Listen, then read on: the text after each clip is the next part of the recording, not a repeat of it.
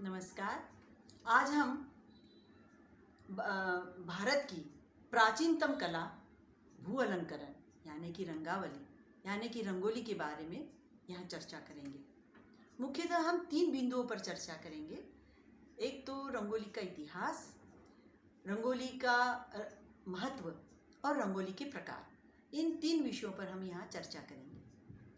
तो हम रंगोली के इतिहास के बारे में बात करें तो यह भारतीय कलाओं के जितने भी प्रकार हैं, भारतीय संस्कृति से जुड़े हुए जितने भी कलाएं हैं, उसी के समान रंगोली भी उतनी ही प्राचीन है।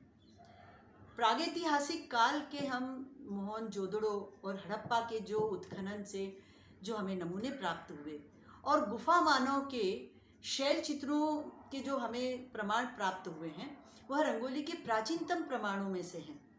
इस आधार पर और जो हमारे धार्मिक ग्रंथ हैं, जो हमारे 3री शती में वात्सायन द्वारा लिखे कामसूत्र में जो रंगोली का उल्लेख मिलता है, 7वीं शती के वरांग चरित्र में जो रंगोली का उल्लेख मिलता है, उस समय फूलों से, धान्यों से, पंचचूर्ण से रंगोली बनाई जाती थी। 10वीं शती का नल चंपू यह एक ग्रंथ है जिसमें रंगोली का उल्लेख मिलता है, जिसमें भारतीय पर्वों पर, भारतीय उत्सवों में रंगोली बनाने की परंपरा रही है, इसका उल्लेख मिलता है।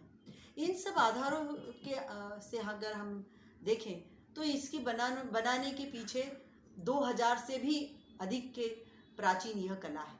तो रंगोली यह भारतीय परंपरा, भारतीय चिंतन, भारतीय जो लोक कलाएं हैं, उसका यह अभिन्न अंग रही है रंगोली। तो प्रागैतिहासिक काल में इसके पीछे जो बनाने की मूल भावना रही है, वह भूदेवी, जो सुख समृद्धि देने वाली भूदेवी है, प्रकृति है, उसके प्रति आस्था प्रकट करने के लिए बनाना यह संभव तो उसके मूल में रहा है। इसी के साथ भारतीय परंपरा में अतिथि देवो भव का बहुत महत्व रहा है। अतिथि के स्वागत में, आगंतुकों के स्वागत के लिए घर द्वार दहलीज पर रंगोली बनाने की प्रथा रही है और इसके पीछे एक सम्मान की भावना, स्वागत की भावना यह निहित थी। इसीलिए हमारी भारतीय ललनाएं इसकी संवाहिका मानी जाती है। प्राचीन ग्रंथों में सुमित्रा जी के द्वारा मोतियन चौक पुराव का बहुत सुंदर वर्णन सुनने में आता है। तो जिस प्रकार सुमित्रा जी ने बनाई, ऐसे ही भारतीय ललनाएं इसकी संवाहिका रही हैं और वो आज भी भारतीय नारियों के द्वारा इस परंपरा का पालन किया जा रहा है, प्रसार किया जा रहा है। अगर हम रंगोली की प्रकार के बारे में बात करें तो इसे बिंदु प्रधान रंगोली है, आकृति प्रधान रंगोली है, व्यक्ति प्रधान, प्रकृति प्रधान, ऐसे 4 प्रकार की तो ये रंगोलियाँ हैं। परंतु मुख्य रूप से अगर हम देखें तो इसे 2 प्रकार हम कह सकते हैं, एक आकृति प्रधान और दूसरा वल्लरी प्रधान। आकृति प्रधान में बिंदु को बिंदु से जोड़कर, बारीक रेखाओं से जोड़कर ज्यामितीय जो आकार बनाए जाते हैं या अमूर्त आकार बनाए जाते हैं, निराकार आकार बनाए जा सकते हैं। ऐसे ही व्यक्ति में व्यक्ति चित्रण रंगोली के द्वारा किया जाता है। प्रकृति प्रधान में लैंडस्केपिंग जिसे हम कहते हैं कि प्राकृतिक चित्र उसमें रंगोली के द्वारा बनाया जाता है।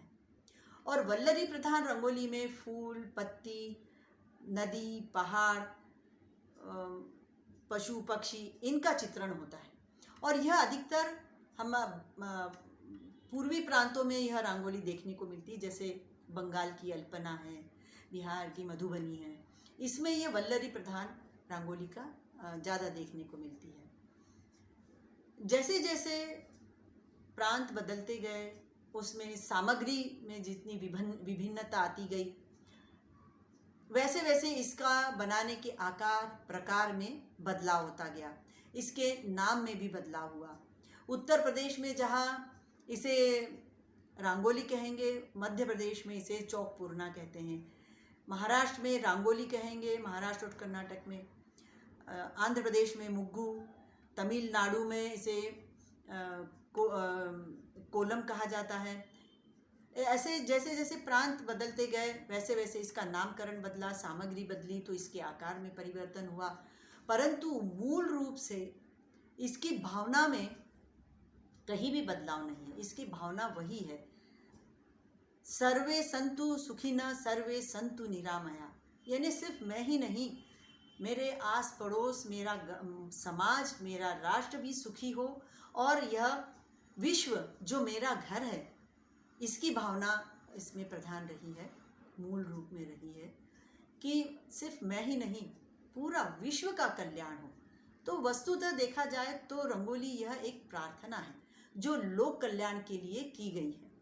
इसमें हम सभी का कल्याण चाहते हैं, सभी का मंगल चाहते हैं, ऐसे यह सभी का मंगल करने वाली रंगोली है। साफ सुथरे आंगन में गोबर से लीप कर जब सफ़ेद चूर्ण से रंगोली बनाई जाती है तो उस स्थान का महत्व बढ़ जाता है। सिर्फ सौंदर्य ही नहीं बढ़ता, परंतु उसका आध्यात्मिक महत्व भी बढ़ जाता है। कई वैज्ञानिकों ने इसे सिद्ध किया है कि जहाँ भी रंगोली बनती है उस स्थान का प्रकाश वलय कई गुना बढ़ जाता है, कई फुट तक उसका प्रकाश वलय व्याप्त हो जाता है। और ये भी कहा जाता है कि जिस स्थान पे रंगोली बनती है वहाँ सकारात्मक ऊर्जा बढ़ जाती है। तो घर द्वार के सामने दहलीज पर जब हम रंगोली बनाते हैं तो यह मान्यता है कि कोई भी नकारात्मक शक्ति, कोई भी नकारात्मक ऊर्जा हमारे घर में प्रवेश नहीं कर सकती। इसीलिए जैसे मैंने अभी कहा कि यह वस्तुतः मंगल भावना से की गई एक प्रार्थना है। और अगर हम अब इसके महत्व के बारे में बात करें तो जैसे जैसे सभ्यता का विकास हुआ, उस विकास का प्रतिबिंब, उसका प्रभाव रंगोली पर भी पड़ता गया। रंगोली में भी कई प्रकार से उसका विकास हुआ। मूर्त और अमूर्त दोनों ही प्रकार के आकार, संकल्पनाएं हमारे रंगोली के द्वारा बनाई जाने लगी। और जब अमूर्त रूप की रंगोली जो बनाई गई, उसमें अमूर्त रूप के जो अमूर्त देवता के प्रतीक चिन्ह के रूप में जो रंगोली बनाई गई, उससे इस रंगोली ने घर घर में स्थान बना लिया। यह अंतर मन में उतरती चली गई। इसके पीछे जो कारण है वह इन अमूर्त देवताओं के जो प्रतीक चिन्ह है, यह प्रतीक चिन्ह अति शुभ पवित्र है और इनका अपना एक महत्व है। हम रंगोली में जो शुभ चिन्हों का प्रयोग करते हैं, जैसे श्री, यह लक्ष्मी का प्रतीक है। गोपद, यह भी लक्ष्मी जी का प्रतीक है। घर द्वार के दहलीज के सामने गोपद बनाए जाने की बहुत प्राचीन परंपरा रही है। इसके पीछे भावना यही है कि सुख समृद्धि, लक्ष्मी जी हमारे घर में प्रवेश करें। प्राचीन काल में गोधन ही सबसे बड़ा धन माना जाता था। इससे दूध, दही, घी सभी संपन्नता घर में रहती थी। और श्री भी लक्ष्मी जी का प्रतीक है, श्री भी बनाने की परंपरा है रंगोली में। ऐसे ही स्वस्तिक का भी अति शुभ चिन्ह माना गया है भारतीय संस्कृति में। तो जो रंगोली इन शुभ चिन्हों से सुशोभित है, उससे सकारात्मक ऊर्जा तो बढ़ेगी ही, मंगल भावना बढ़ेगी ही।